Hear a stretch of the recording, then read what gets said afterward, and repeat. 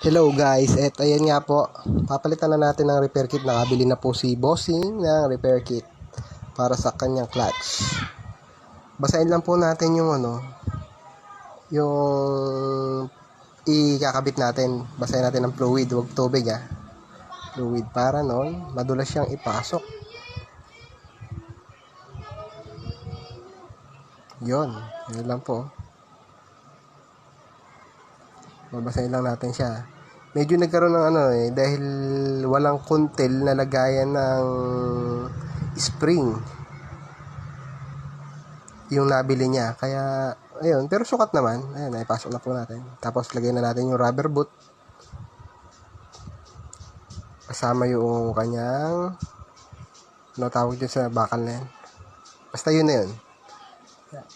Tapos, pagka na-assemble na po natin yan, pwede na po nating ikabit ulit dun sa